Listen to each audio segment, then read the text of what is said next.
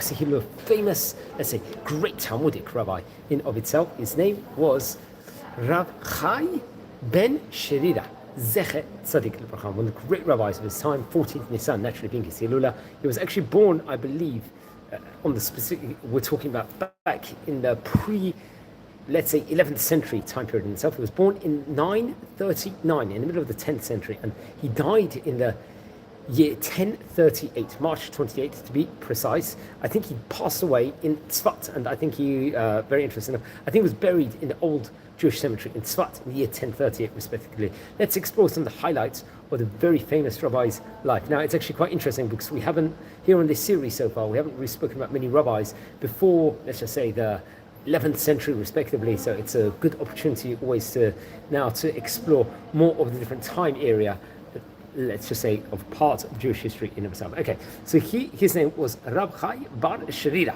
I think better known as Rabbi Hai Gaon, really, really great rabbi, and he was a medieval Jewish theologian. He was also a rabbi. He was a scholar who served as a Gaon of the Talmudic Academy of Pombadiitã. So we're going into Pombadiitã territory over here. During the, let's say, early 11th century, naturally in the early 1000s respectively. He was born, I believe, in the year 939 and died, obviously, as we said before on the onset, on March 28th in 1038. He received, let's just say, his great Gemara and Torah education from his father, who happened to be a great rabbi, Rabbi Sherira ben Hanina. And in his earlier years of life, he acted, let's say, as an assistant in teaching, very much like Shimush. And I think in his 44th year, when he was 40 years of age, he became associated with his father as Av Bet Din. He was head of Jewish court, I believe. And with him, let's say, various different joint decisions were made within regards to various different Torah works, Torah decisions, according, reported over to the Sefer HaKabbalah, of Rav Avram Ben David or Ravad. He was the last of the great geniuses of the Gaonim, respectively, over here. Now, appointment as Gaon, he would be appointed as a Gaon, as a genius, let's just say. As a consequence, let's just say, there was calumnies of antagonists. Rav Hai and his father, unfortunately, were imprisoned together. There was always anti-Semitism or problems for Jewish people, and even rabbis all throughout the different years of yesteryear. And so, obviously, this would bring about a huge amount of, let's just say, very, very toughness within regards to their life. So he was imprisoned, but shortly after, I think in the year 998, he was more, let's just say, old and aged at that point in time. His father, Rav Sherira, who was very old at that point in time, appointed his son to the position as a Gaon. His installation was greeted with great enthusiasm, let's just say, by the Jewish population in of itself, respectively. It was a great decision. There was an old tradition that says that on Shabbat, after Rav Sherira's death, the father, I think, at the end of the reading of the weekly lesson, let's say the Torah portion, in which Moshe asks for an able follower who was read in honor of Rav Hai. I think when the Haftarah came about, the story of Shlomo Melech's accession to the throne was read, the last verse being modified as follows. And Hai, or Rav Hai, you could say, sat on the throne of Sherira. His father and his government was firmly established. He remained a Gaon until he passed away in the year 1038. We're talking towards the middle of the 11th century. He was celebrated, let's just say, by the great Spanish rabbi and poet Solomon ibn Gabriel and Shmuel Hanagid. These are great rabbis we've spoken about on various occasions before. Now, we could say a lot within regards to his time period as a Gaon. I'd leave many of you to actually search upon that yourself. Now, among his responsa, let's just say his chief claim to recognition is specifically on the numerous responses in which he gives decisions affecting, let's just say, social and religious life of the diaspora. The questions reach him from all over Eastern Europe and Western Europe, even from Germany, from France, Iberia, Anatolia, Maghreb, and even India and Ethiopia, as far as those regions in of itself. People will come to him, will ask him various different questions, important questions. His response, more than 800 number, deal with, let's just talk about civil law, especially laws concerning women, ritual, different chagim, holidays, Jewish festivals, and so on. Many of them contain explanations of certain halachot, Jewish laws, Agadatot, which is very much featured also, and various different Talmudic matters from the Gemara, respectively, different Masechtot, respectively. In halachic decisions, he quotes the Talmud Yerushalmi, a Jerusalem Talmud, on various occasions, but without ascribing any authority to it. Many of his responses have been written also in Arabic, in different languages. Only a few of them have been preserved, let's just say, in of itself.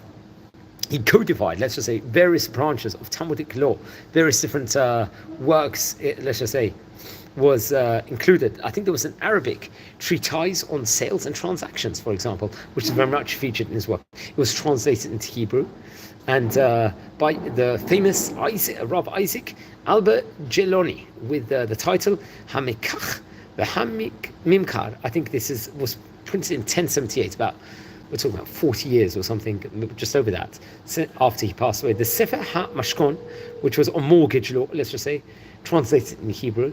There was Mishpetei HaTenaim, which was a treatise on various different conditions, also translated in Hebrew. I think many of these were published together, I think in Venice in the year 1604, way after he passed away, nearly close to 500 years after he passed away. I think different editions would contain commentaries by Rabbi Elazar ben Arya from Vienna in 1800, it was printed, and Rabbi Hanania Isaac Michael Arya in Salonika in 1814 from Greece, one of the great rabbis of Greece, I believe. I think there was an anonymous translation which exists in manuscript under the title the Dinei Mamanot, also respectively. According to the famous Rabbi David Azulay, Rav Hai also wrote in Arabic Shere Shavuot, a treatise on oaths, and according to another Hebrew source, the original title was Kitab al-Iman. I think the treatise was twice anonymously translated, reported over in Hebrew. There was Mishpetei Shavuot, that was printed in Venice in 1602. And in Altona in 1782, the Sefer Muhubar Bekotzer, Min Hadinim Bebiur Ekilulim. I think there was other writings under 13th century, even under the title of Sharei Dinei Mamanot Sharei Shavuot by Rav Levi ben Yaakov Al-Kalai. I think that was in the 13th century, respectively. But there was many other works, let's just say, within regards to Mishnah and other Torah works, and we can actually relate over a bit more within regards to the great rabbi. So, for example, also we could say that it's uncertain whether Rav Hai wrote commentaries in Arabic on the Bible, on the Torah itself as a whole, or on parts of it. There's a great Rabbi Avram ibn Ezra, in his commentary on the book of Job, quotes several of his explanations. Also interesting enough. Now, Rav Hai will also compile a dictionary of especially difficult words in the Torah itself, also difficult words in Targum and in Talmud, the Arabic title of which was Al-Hawi. And Rav Avram ibn Ezra translated this title in his Moz Naim into the Ham Messiah, while Abu Bukrat's translation Ha-Kolel and Rabbi Moshe Botarel's translation Ha-Kemitza did not necessarily become as well known as the other books, also, which we have to point out. I think we can also add that fragments of this specific dictionary itself were discovered and published by Harkavi. These show the work was arranged according to an alphabetic, let's say phonetic plan of 3 consonants reported over, which is very interesting. Many other great books, they say that he was a master of Hebrew and various other languages, but was familiar, also reported over, with the Quran and the Hadith, with Plato, Aristotle, Al-Barari, various different grammarians also within regards to that. So he was very, very well knowledge, let's just say, in of itself. And I recommend everyone to learn more about the famous rabbi. It's always nice to speak about going to the 10th, 11th century period over here on this special day. But the 14th of Nisan marks this Hilula. Don't forget to light candles in his memory. Friends, we're a community who are learning about the great rabbis of yesteryear. We've covered already about nearly 900 great chachamim. Please subscribe to the channel. If anyone's interested in watching any of these videos, please share the videos to those people respectively. We're a community. Take care and be well, everyone, and have a great day.